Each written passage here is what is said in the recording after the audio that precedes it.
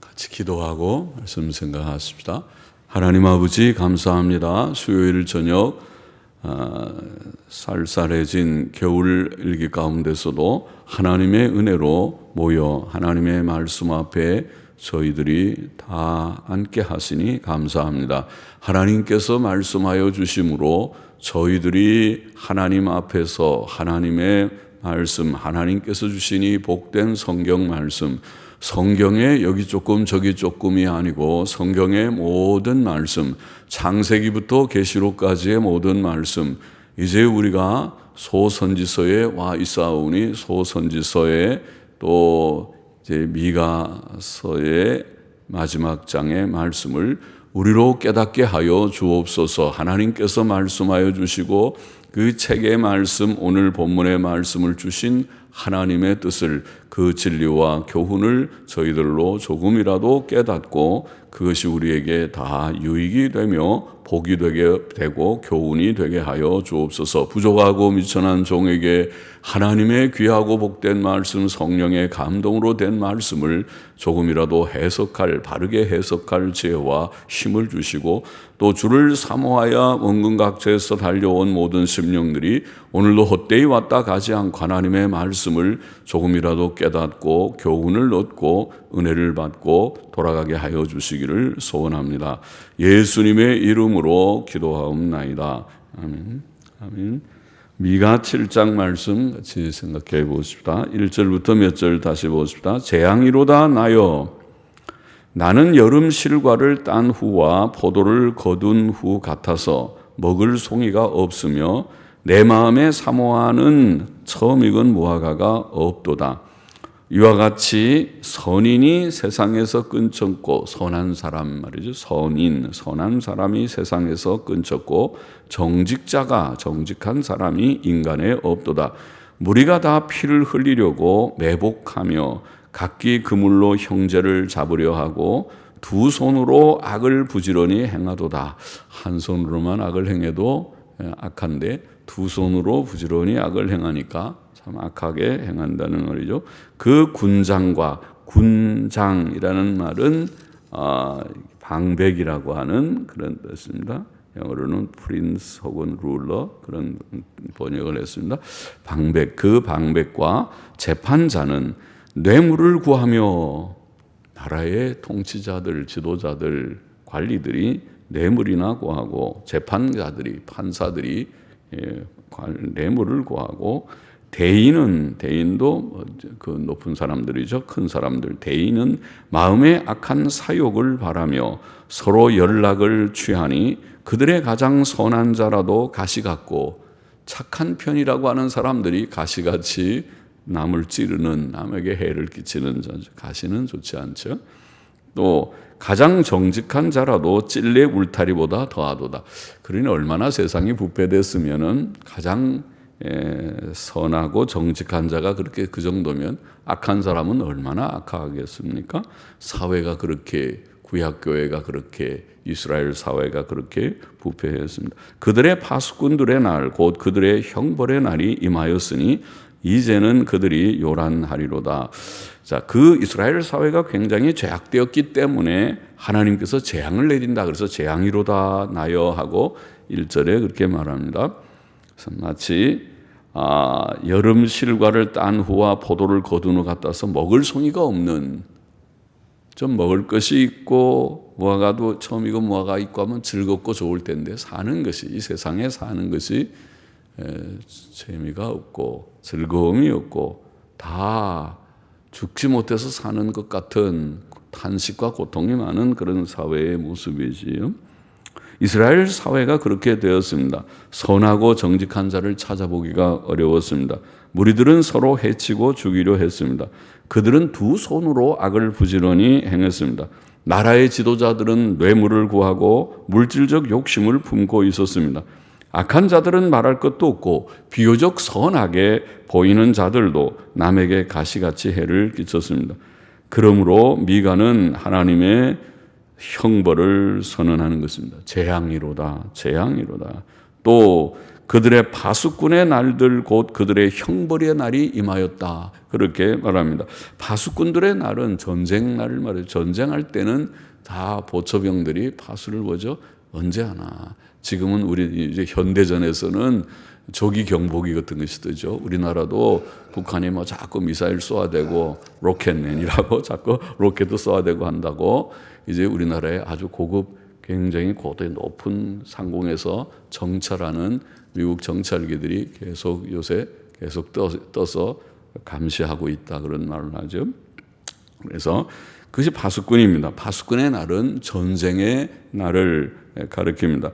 그 날은 그렇다고 우리가 정찰기 떴다고 전쟁 난다는 그런 말이 아니라 전쟁을 하려면 보초병들이 다 지키듯이 그렇게 일단은 정보를 알아야 되잖아요. 뭐를 쏘려고 하는지 어떤 움직임이 있는지 알아야 대비를 하거나 또 미리 선제 공격을 하거나 할 수 있죠. 이 핵 전쟁은 선제 공격이 반드시 필요하죠. 핵을 한 대 일단 맞고 나면 그때는 벌써 아주 케이오스 혼란이 돼버리죠. 그러니까 그런 맞고 난 다음에 그 다음에 뭐 대응해서 뭐 쏘아서 그쪽에 또 상대를 피해를 입힌다 하더라도 이미 이쪽에는 엄청난 수십만 명 혹은 그런 게 몇 발 그냥 연속으로 떨어진다면은 수백만 명이 피해를 입은 후에 완전히 혼란 상태에 떨어지게 되겠죠. 그러니까 그런 일이 일어나지 않게 핵무기를 쓰지 못하도록 그래서 킬체인이니 선제 공격이니 그런 말을 부득이 사용하는 거죠. 그것은 선제 공격이 좋아서가 아니라 핵을 쓰지 말아라. 그런데도 쓰려고 하면 우리가 먼저 때린다. 그런 얘기죠. 여하튼 이 파수꾼의 날은 전쟁의 날입니다. 그 날은 하나님의 형벌의 날입니다. 전쟁이 일어난다는 것은 하나님이 그 사회를, 그 나라를, 그 국가를 징벌하신다는 것이죠. 하나님의 징벌이 없이는 전쟁이 있지 않습니다. 전쟁은 하나님의 그 심판입니다. 징벌입니다. 그것이 없으려면 하나님 앞에 우리가 바로 살아야 되는 것이죠. 그렇게 되면 그 전쟁의 날이 되면 이제는 그들이 요란하리라. 전쟁이 일어나면 요란함과 당황함과 혼란함이 있게 될 것입니다. 5절 보십시다. 너희는 이웃을 믿지 말며 친구를 의지하지 말며 내 품에 누운 여인에게라도 내 입의 문을 지킬지어다. 아들이 아비를 멸시하며 딸이 어미를 대적하며 며느리가 시어미를 대적하리니 사람의 원수가 곧 자기의 집안 사람이리로다. 평소에는 우리가 서로 믿고 살죠. 사람이 믿지 않으면 어떻게 불안해서 살겠습니까? 부부도 같이 믿고 살아야지. 그렇지 않으면 내가 자는 동안에 저 사람이 나 죽이면 어떡하지? 그러면 잠을 못 자겠죠. 그러나 우리가 서로 믿고 사니까 다 믿고 그렇게 편안하게 잠도 자고 같이 생활하고 그러는 것이지 않습니까? 믿고 살죠.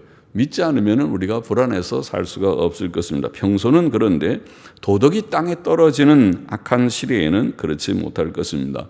이 매우 부패해서 전쟁이 지금 바로 앞에 있는데도 괜찮다고 태평하게 하는 사람들하고 또 전쟁의 불안을 느끼는 사람들하고 참 어울리기 쉽지 않아요. 하나는 믿음으로 하나님 경외하고 바로 살려고 하는 사람과 그렇지 않은 부도덕한 죄의 낙을 누리는 사람들과 어울리기 참 어렵겠죠. 그래서 사람들은 자기 이익이나 목숨이 걸려 있을 때에는 이웃과 친구를 쉽게 배신합니다. 그러므로 악한 시대가 될 때에는 이웃과 친구도 믿지 말라. 그들의 말도 믿지 말고 그들을 신뢰하지 말라. 가족들도 대적이 될 수 있다. 그렇게 여기 경고합니다. 주님의 말씀과 똑같죠. 마태복음 10장 35절 36절에 보면 주님께서 똑같은 말씀하셨어요. 아들이 아비를 멸시하며 딸이 어미를 대적하며 아마 이 미가서 7장 6절을 인용하신 것 같기도 하죠. 며느리가 시어미를 대적하리니 사람의 원수가 곧 자기의 집안 식구리라. 그렇게 아주 비슷한 거의 같은 말씀을 주님께서 하셨습니다. 그것은 어려운 전쟁이 나게 될 때에는 하나님 말씀만 믿고 하나님만 바라야지 사람만 의지하지도 말고 사람을 신뢰하지도 말고 악한 시대에는 같은 우리 있잖아요. 옛날에 공산 지하에도 그렇고 일제 시대에도 그런 일들이죠. 배신자들이 있어서 교인이 목사를 신고했습니다. 우리가 공산 지하에서도 일제 시대에도 그런 일들이 있습니다. 그러니 어떻게 교인을 믿겠습니까? 교인이 우리 목사님 어디 숨어 있어요? 어디 있어요? 아마 숨어 있었는지 몰라도 그거 가르쳐 줬어요. 신고해서 그렇게 잡혀가게 하고, 공산사회에서는 그런 일들이 서로 감시하게 다 만들어놔서 집안 식구가 잘못하면 가서 신고해서, 그래서 그 사람은 아주 당원으로 칭찬을 받고 집안에 있는 식구는 잡혀가서 수용소로 가고 그럴 수 있겠죠. 7절 8절 보십시다. 오직 나는, 자, 이러한 어려운 죄악된 시대의 징벌의 날, 또 사람들을 신뢰할 수 없는 때에 오직 나는, 이 미가 선지자, 나는 여호와를 우러러 보며 나를 구원하시는 하나님을 바라보나니. 그래야겠죠. 바라볼 것이 하나님밖에 없습니다. 친구랑 얘기해서 뭐 되겠습니까? 뭐 사회 문제 얘기해봐야 그만하죠. 또 의견이 다른 사람은 매우 논쟁만 할 수 있죠. 그러니까 그렇게 너무 시간 낭비할 것도 없죠. 힘만 낭비하고 입만 아프죠. 하나님 앞에 하나님을 바라봐야죠. 오직 나는 여호와를 우러러 보며 나를 구원하시는 하나님을 바라보나니 나의 하나님이 나를 들으시리로다. 나의 대적이여 나로 인하여 기뻐하지 말지어다. 나는 엎드러질지라도 일어날 것이요 어두운 데 앉을지라도 여호와께서 나의 빛이 되실 것임이로다. 다 불경건하고 하나님 없이 사는 때에 하나님을 경외하는 자들이 소수지만은 남아 있었습니다. 구약 시대가 그렇습니다. 오늘 시대도 그럴 것입니다. 교회 안에도 마찬가지일 것입니다. 해이하고 평안하게 뭐 잘 되는데 저 목사님 항상 뭐 위기가 오고 뭐 어떻게 그렇게 불안을 조성하는 말만 한다, 그렇게 생각할 수도 있습니다. 편안하게 사십시오. 그런 사람들은 편안하게 살다가 결국은 하나님께서 징벌하실 때 다 징벌을 그냥 받으면 되니까 그럼 담대하게 사십시오. 어떤 사람은 뭐 지옥이라도 간다 그런 말 하니까 그럼 가보십시오. 지옥이 얼마나 무서운 곳인지 그렇게 담대하면 가보십시오. 여기에 사회는 다 부패되어 있지만 선지자 미가는 오직 나는 여호와를 우러러보며 하나님을 바라보며 하나님의 구원만 소망하며 하나님께 기도하며 하나님의 응답을 기대했습니다. 또 그는 비록 엎드러질지라도 다시 일어나며 어두운 데 앉을지라도 여호와께서 그의 빛이 되실 것이라고 말했습니다. 어두운 데 있다는 말은 고난이죠. 고난의 상황 가운데 처할지라도 하나님이 그의 빛이 된다는, 빛은 여기에는 위로와 소망이겠죠. 하나님께서 그에게 힘을 주시고 위로를 주시고 소망을 주십니다. 그래요. 세상에서 무슨 위로와 소망을 얻습니까? 세상은 정말 너무 세상에 일들 모든 부조리한 것을 너무 자세히 알면, 잘 모르면 태평하게 지나지만 너무 자세히 하면 신경쇠약이 걸립니다. 머리가 너무 아파가지고 이거 세상 못 살겠다 그렇게 될 수 있죠. 그러나 하나님을 바라보는 자는 세상이 참으로 악하고 혼란스러워도 우리의 소망은 하나님께 있고 위로는 하나님께 있고 또 모든 해결책이 하나님께 있고 하나님께서 하시면 될 것이다. 사람은 앞만 다 감추고 꽁꽁꽁 모든 걸 감춰도 하나님께서 드러내면 다 드러나듯이 하나님께서 하시면 될 것이다 믿습니다. 하나님께서 도우시면 될 것이다. 의인은 여기에 미가는 뭐라고요? 나는 엎드러질지라도 다시 일어나며, 의인은 7번 넘어져도 어떻게 합니까? 7번 넘어져도 다시 일어난다. 7전8기라고 그러죠. 7전8기 그런가요? 7번 넘어져도 다시 8번째 일어난다. 잠언 24장 16절 말씀이죠. 의인은 7번 넘어져도 다시 일어나려라. 악한 사람은 재앙을 당하면 다 망해버리고 만다. 그렇게 되어 있습니다. 미가는 비록 자신은 연약하죠. 선지자도 온전한가요? 자신의 부족도 있고 때때로 하나님의 징벌도 받고 연약할 수 있지만은, 그래서 7번 넘어지기도 하고, 잘 많이도 넘어졌네요. 7번이나 넘어지기도 하고, 그러나 다시 낭망치 않고 일어나서 8번째 일어나 주님의 일을 하는 모습이라고 보입니다. 9절 보십시다. 내가 여호와께 범죄하였으니 주께서 나를 위하여 심판하사 신원하시기까지. 그러니까 이 미가도 뭐 잘못한 일이 있나 보죠. 내가 여호와께 범죄하였으니 주께서 나를 위하여 심판하사 신원하시기까지는, 신원은 억울함을 풀어주는 것인데 자기가 잘못해서 고난을 받지만 그 고난이 사람들을 통해서 올 수 있겠죠. 그래서 원수들이 생기고 사람들이 그를 아주 미워하고 욕하고 또 자기에게 악을 행하고 그렇게 할 수 있겠죠. 거기에 대해서 하나님께 부르짖죠. 하나님, 그는 하나님 앞에 잘못했지 사람 앞에 잘못한 거 아니거든요. 그러니까 그가 하나님께 부르짖을 때 억울함을 풀어주는 것이 신원이라는 것입니다. 억울함을, 원통함을 풀어주시기까지 자신의 부르짖음을 하나님이 응답하실 때까지 그가 하나님이 내리시는 징벌을 받아야 되지만은, 받을 것이지만은, 이런 말이겠습니다. 내가 여호와께 범죄하였으니, 다시 보십시다. 주께서 나를 위하여 심판하사 신원하시기까지는 그의 노를 당하려니와, 그는 자기의 잘못에 대해서 하나님이 내리시는 징벌을 피하지 않습니다. 달게 받습니다. 받으려니와 주께서 나를 인도하사 광명에 이르게 하시리니, 지금은 고난 가운데 있지만은, 지금은 연약한 문제들이 있지만은 하나님께서 칠전팔귀에서 다시 일어나게 하시고 빛 가운데로, 광명은 좋은 거죠. 광명은 고난이 아니죠. 거기는 평안이죠. 광명은 기쁨이고 평안이고 그런 것이죠. 광명의 빛 가운데 이르게 하시리니 내가 그의 의를 보리로다.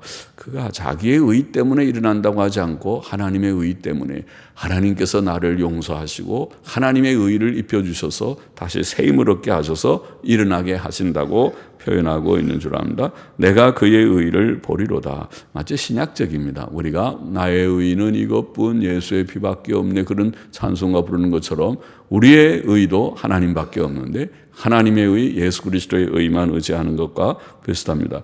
나의 대적이 이것을 보고 부끄러워하리니, 저 미가가 저렇게 고난받아서 이제 망하는 줄 알았더니 또 일어났네 하고, 그들이 미가가 고난받을 때는 아주 자기네들 의기양양하게 저 미가 저 엉터리고 어떻고 막 욕을 할지 모르지만은, 그러나 미가가 다시 일어나니까 부끄러워한다고 표현해서 나의 대적이 이것을 보고 부끄러워하리니, 그는 전에 내게 말하기를 네 하나님 여호와가 어디 있느냐, 네가 하나님 믿고 그런다고 그러더니 그렇게 고난만 당해, 하나님 있기나 있냐 그러고 막 놀려댔는데 다시 일어나니까 그들이 머쓱해졌습니다. 그들이 부끄러워서 또 일어났네, 또 다시 회복했네, 건강했네, 또 평안을 얻고 아주 잘 되네, 복을 받은 것 같으네, 그렇게 됐습니다. 그가 거리에 진흙같이 밟히리니 그것을 내가 목도하리로다. 악한 사람들은 하나님의 심판, 대적자들은 하나님의 심판을 받아 부끄러워하고 진흙같이 밟힐 것이라, 그렇게 표현하고 있는 줄 압니다. 11절 보십시다. 내 성벽을 건축하는 날. 이제 미가는 하나님의 심판, 하나님의 징벌을, 자기 개인도 혹 부족이 있지만은 이 국가적인, 교회적인 그런 징벌을 언급을 한 후에 내 성벽을 건축하는 날, 성벽의 건축에 대해서는 회복이 아니겠습니까? 성벽이 다 허물어지는 것은 벌을 받아서 예루살렘 멸망하고 이스라엘이 멸망하게 되면, 유다가 멸망하게 되면 성벽이 다 부서지는 거지만은, 성벽을 건축하는 날, 회복인데, 건축하는 날, 곧 그날에는 지경이 넓혀질 것이라. 그날에는 아수르에서 애굽 성읍들에까지. 아수르가 어디입니까? 이스라엘이 멸망한 것은 아수르에게 멸망한데, 아수르는 저 북쪽이 아닙니까? 북쪽에 이라크 지역이라고 우리가 말하죠. 아수르는 이라크 지역인데 북쪽의 아수르에서부터 애굽 성읍까지. 애굽은 어디입니까? 저 지도를 보면 남쪽에, 지금 이집트란 말이죠. 아프리카의 북쪽에 있는, 북동쪽에 있는 나라 이집트. 그러면 저 북쪽, 그 당시의 지도로, 근동 지도, 유다의 지도를 보면 북쪽 끝에서부터 남쪽 끝까지 그 얘기입니다.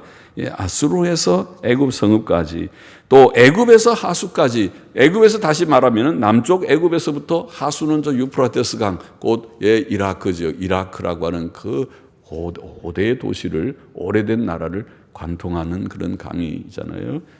우리 아이들의, 학생들의 책에서 나오는 유럽의 고대 문명의 발상지. 그러면 고대 문명은 메소포타미아 문명이고 그것은 유프라테스 강과 티그리스 강에서부터 시작되었다. 그게 아주 인류의 오래된 그런 역사가 거기에서 시작되었습니다.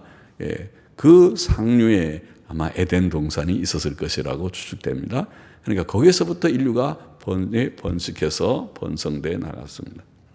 그래서 이 하수입니다. 그것이 애굽에서 하수까지, 이 바다에서 저 바다까지, 이 산에서 저 산까지의 사람들이 내게로 돌아올 것이나 그 땅은, 자, 그 돌아온다. 이제 이스라엘이 회복될 때에는, 성을 건축하는 날에는 그 지경이 넓어져서 이 온 땅에 저 북쪽에서 남쪽까지, 남쪽에서 북쪽까지 온 사방에서 사람들이 이 이스라엘로, 회복된 이스라엘로 돌아오게 될 것이다. 그들이 뿔뿔이 다 포로로 잡혀가서 흩어지기도 했지만은 그들이 돌아오게 될 것이다. 그러나 그 땅은 그 거민의 행위의 열매로 인하여 황무하리로다. 먼저 이스라엘 땅은 그 행위의 열매는 지금 죄지었죠. 그들이 죄를 지어서 하나님 앞에 징벌을 받으니까 그것을 먼저 말씀한 것이라고 봅니다. 이스라엘의 회복을 언급하면서 동서남북에 흩어져 있던 이스라엘 백성들이 다시 돌아올 것이다. 그렇게 말하면서도, 그러나 먼저 그 전에 먼저 이스라엘 땅은 하나님의 징벌로, 이스라엘 땅은 그 거민의 죄악으로 인해 황폐케 될 것이다. 이스라엘의 회복은 그들의 죄로 인하여 그 땅이 멸망한 후에 여러 해 후에 이루어질 것이죠. 그러나 먼저 그 일이 있고 그 다음에 그들이 온 세상에서 돌아올 것이다. 이것은 이스라엘 백성의 포로 귀환의 예언이겠죠.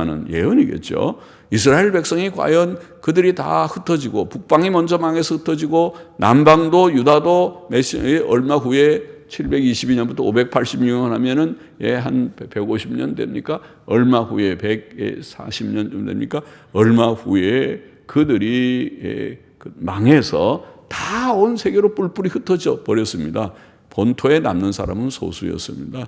그래서 다 온 세상에 도망도 가고 포로로 잡혀가고 죽기도 하고 뿔뿔이 흩어졌던 그들이 돌아오는 사건이 에스라서에 나오는, 성경 에스라서에 나오는 스룹바벨과 예수아를 통해서 돌아오는 주전 537년의 포로 귀환 사건이거든요. 그러니까 포로 귀환 때 그들이 흩어졌던 그 땅에서, 아수르 땅, 바벨론 땅에서, 그 당시에는 파사 나라가 됐지만 파사 땅에서 돌아오게 될 것을 예언한 것이지만, 또한 이 예언은 신약교회를 암시하고 있다고 보입니다. 신약시대에 하나님의 택한 백성들이, 온 세계에 흩어져 있는 택자들이 돌아와 이 교회, 참된 교회 안으로 돌아오는 세계 복음화의 전망, 온 세계에 흩어져 있는 각 나라, 각 민족, 각 방언, 각 족속에서 구원받은 자들이 돌아오는, 요한계시록 7장 9절의 그 말씀과 같이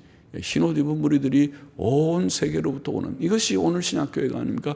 우리가 눈을 들어보면, 온 신약교회를 우리가 상상해보면, 머리로 생각해보면 이 무수히 많은 복음이 저 유대 땅에서부터 시작되어서 이것이 소아시아와 유럽과 온 세계를 돌아서 100년 전에 이 한국까지 복음이 들어오는, 그래서 온 지구 전체에 구원받은 영혼들이 각 나라, 각 방언들, 각 민족들, 얼굴 피부 색깔도 다 다르게, 흰 얼굴을 가진 사람부터 또 우리 노란 얼굴이나 까만 얼굴이나 다 각양의 사람들이 다 주께로 많이 돌아와서 구원받은 교회가 된 그 세계 복음화의 모습이 여기 오늘 말씀한 그런 예언 속에 암시되어 있다고 보이는 것입니다.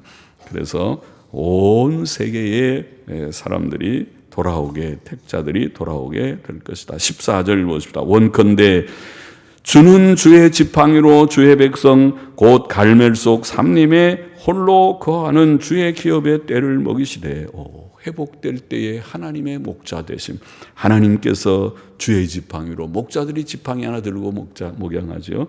지팡이를 이렇게 하면 양들이 목자의 음성도 알고 목자 지팡이를 잘 보는 것 같아요. 지팡이를 가자. 지팡이 든 사람이 목자입니다. 아무나 지팡이 들지 않고 목자가 딱 지팡이 들면 양들은 매하고, 지팡이 든 그 목자, 자기들을 늘 사랑하고 또 인도하고 푸른 풀밭으로 잔잔한 물가로 인도하는 목자를 알겠죠. 그래서 얘들아 가자 그러면은 매하고 잘 따라가겠죠.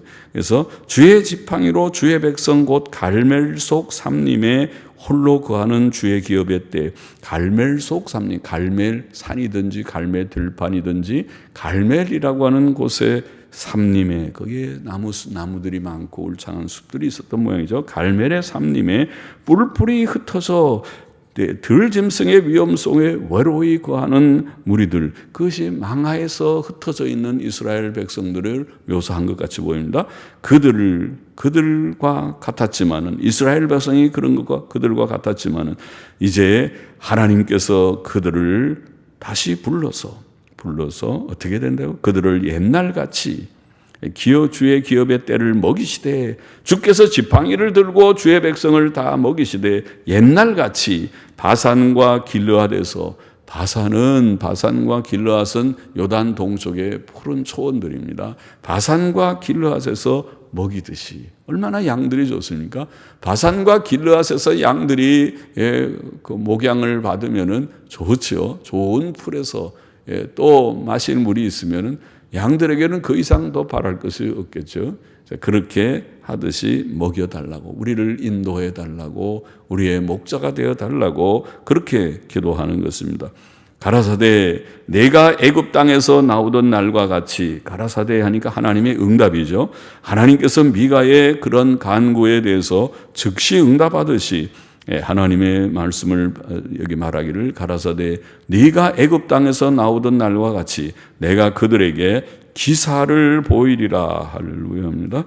하나님께서는 응답하시기를, 그래 내가 너희를 회복하고 메시아를 보내고 또 너희에게 놀라운 기적들을, 애굽에서 나올 때 모세는 많은 기적을 행하지 않았어요? 그렇죠?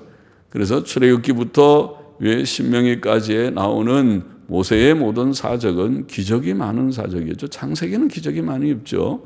그러나 여기에 출애굽기부터는 많은 기적의 일들이 있지만은, 그러나 예수님 메시아께서 오시면 이제 이스라엘의 회복, 신약교회, 그것이 회복이 신약교회라고 우리가 해석을 하죠.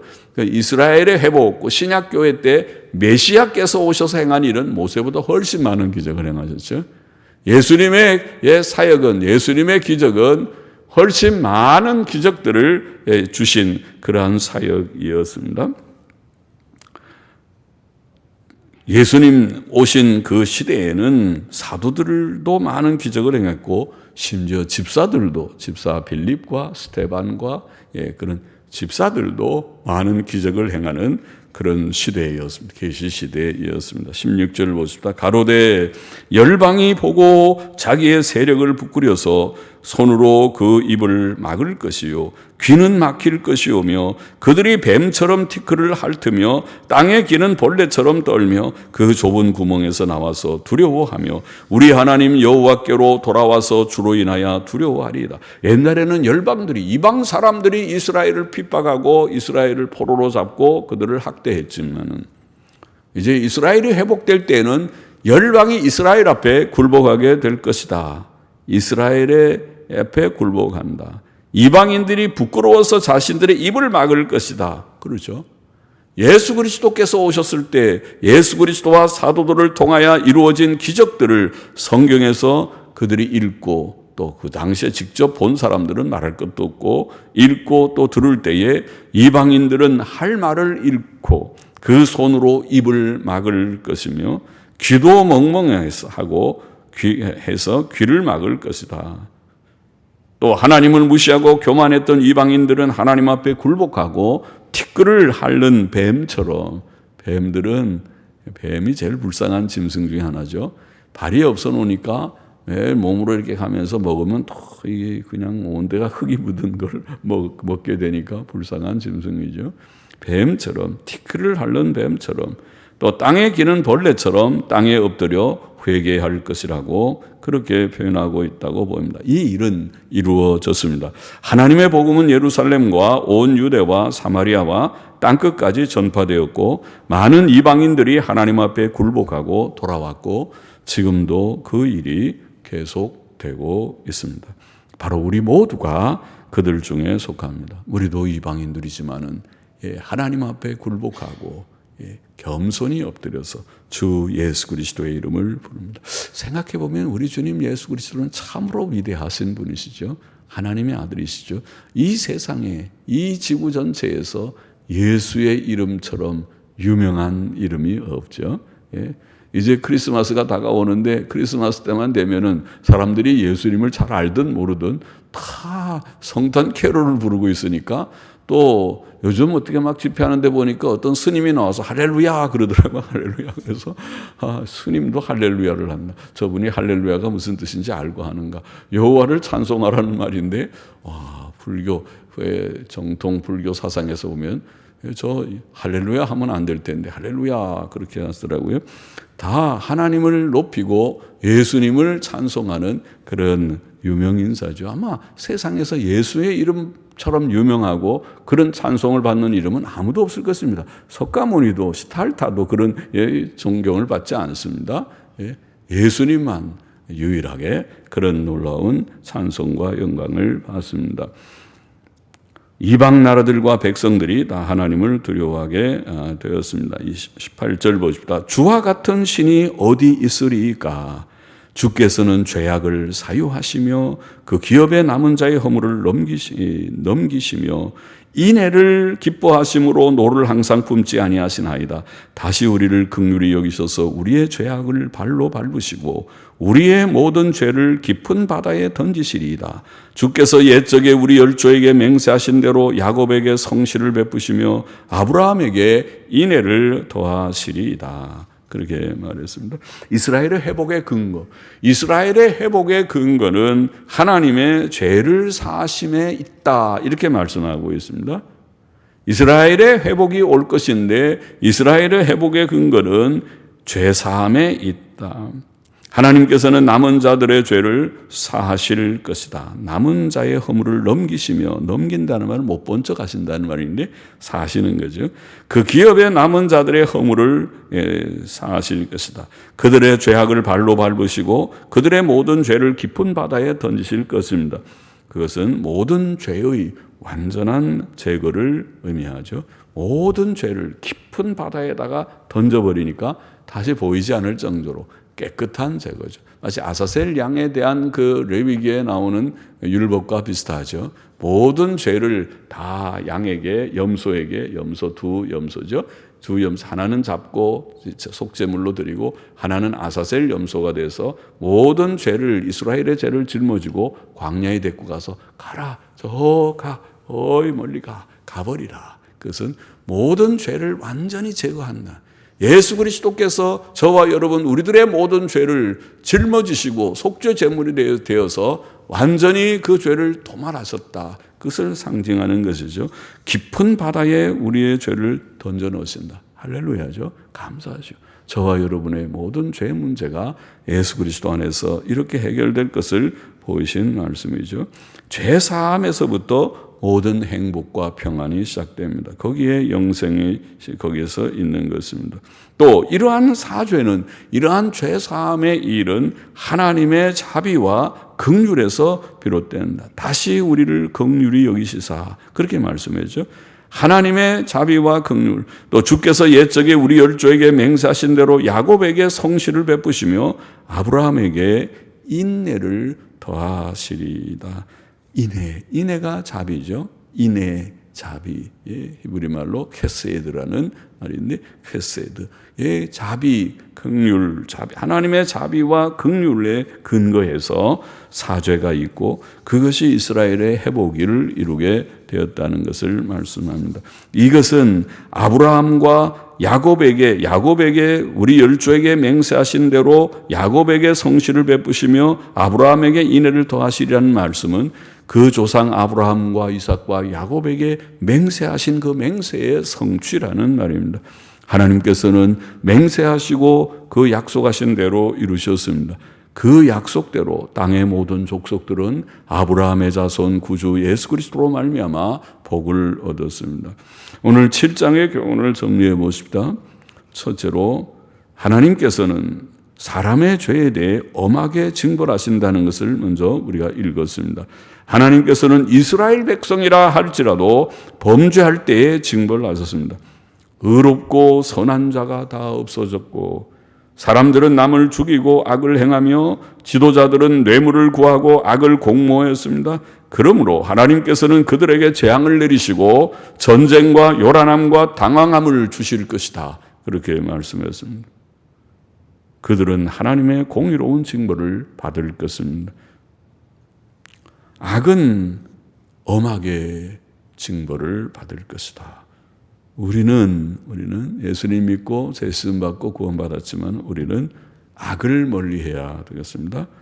경건하고 정직하고 선하게만 살고 욕심을 버리고, 욕심이 죄를 만드는 것이니까 욕심 때문에 다 빚어지는 일이죠. 지금 사회의 모든 일들도 다 그렇죠. 사람이 욕심이 없이 살면 그렇잖아요. 명예욕, 권세욕, 무욕 그런 걸 버리면은 문제될 것이 아무것도 없어요. 그냥 그대로요. 자기가 자기 실력껏 그냥 올라가야지 돼요. 이상하게 그렇게 입학도 하지 말고 취직도 하지 않으면 돼요. 그냥 다 있는 대로 하면 되는 거예요. 그러나 욕심이 거기에 개입되면 모든 불법과 불의가 생기죠. 불경건하고 악한 세상에서 우리는 작은 빛들로 하나님 앞에서 경건하고 정직하고 착하고 또 절제 있게 자주 검소하게 살아가는 것을 터득해야 되겠고, 둘째로 우리는 사람들을 의지하지 말고 하나님만 의지하고 순종해야 하겠습니다. 신앙의 문제는 절대적 차원의 문제입니다. 우리는 신앙의 문제에 있어서 이웃이나 친구나 심지어 가족들도 의지하지 말아야 되겠습니다. 그렇죠? 그들이 우리에게 좋은 신앙의 동료가 될 수도 있지만은 오히려 걸림돌이 될 수 있습니다. 너는 교회 가지 마, 교회 가지 마. 그렇게 믿는 거 아니야. 그렇게 믿지 마 할 수도 있겠죠. 우리가 바라볼 자는 하나님밖에 없습니다. 사람을 잡고 사람 말을 들으면 바른 길 가지도 못합니다. 미가는 사람 말 들었으면 벌써 선지자 그만뒀을 것입니다. 그러나 모든 사람들이 무슨 말을 할지라도 나는 하나님만 바라보는다. 그렇게 말이죠. 하나님만 바라보고. 오늘 우리는 성경만 바라보고 성경 의지하고 옛길 바른 길 선한 길이 무엇인가를 살피기를 원하고 역사적 기독교 신앙을 우리가 분별하고 파악하기를 원하고 그것을 붙들고 믿음 생활 바로 하기를 원한다. 거기에 흥미 없는 사람들은 캐캐 묵은 그런 얘기, 요새는 재미있는 거 해야 되지, 교회가 재미있게 가는데 무슨 소리를 하느냐, 그렇게 말하겠죠. 그럴 수도 있죠. 그럼 가셔요. 재미있게 하는 대로 가세요. 그런 교회 많을 테니까. 그러나 우리는 하나님의 말씀은 여기에 있고, 하나님은 우리에게 재미없는 성경을 줬으면 나는 재미없는 성경을 사랑할 것입니다. 그러나 이 성경이 재미없는 성경이 아니라 읽으면 읽을수록 재미가 있습니다. 꿀보다 더 달고 꿀송이보다 더 달습니다. 재미있는 성경, 하나님의 말씀에 흥미를 가지고 성경 읽고 성경 말씀대로 살기를 원합니다. 그게 하나님 중심으로 가야 된다. 하나님만 의지하고 바라며 순종의 말씀 중심으로 해. 셋째로 이스라엘 나라의 회복의 근거. 회복의 근거는 뭐라고 했습니까? 회복의 근거는 죄사함이라고 그랬고, 죄사함의 그 근거는, 그 죄사함의 그 원인은 하나님의 긍휼과 자비라고 그랬습니다. 하나님의 긍휼과 자비와 죄사함의 근거에서 이스라엘이 회복된다. 이것은 오늘 예수 그리스도 안에서 우리가 구원받은 근거입니다. 우리가 예수님 믿고 구원받은 것은 예수님이 우리의 참 목자가 되셔서 우리를 회복시키고 이제는 교회 속에 들어와 하나님을 따르는 양들이 되게 된 것은 하나님의 전적인 긍휼과 또 죄사함에 근거한 것입니다. 우리는 부족한 자들이고 부족했던 자들이고 지금도 죄성이 없지 않는 자들이고 때때로 혹 넘어질지도 모르는 우리이지만은 그럼에도 불구하고 주께서 우리를 예수 그리스도 안에서 받으시고 그 피로 우리를 정결케 하시고 의롭다 하시고 그 사랑 그 자비 안에서 오늘도 우리를 지켜주시고 끝까지 천국으로 인도하시는 것을 믿고 하나님께 감사하고 영광을 돌려야 할 것입니다. 기도하십시다. 하나님 아버지, 죄에 대해서 하나님이 미워하심을 늘 인식하고 죄악된 일을 버리고 늘 경건과 의익과 선 가운데 살아가는 저와 우리 모두가 되게 하시고 이 혼탁하고 어지러운 세대에 사람 의지하지 않고 하나님만 바라고 성경 말씀만 붙들고 나아가게 하여 주옵시고 우리의 우리 된 것이 전적인 하나님의 긍휼과 죄사함에 근거한 것을 깨닫고 늘 감사하며 하나님의 그 은혜 안에 거하는 우리 모두가 되게 하여 주옵소서.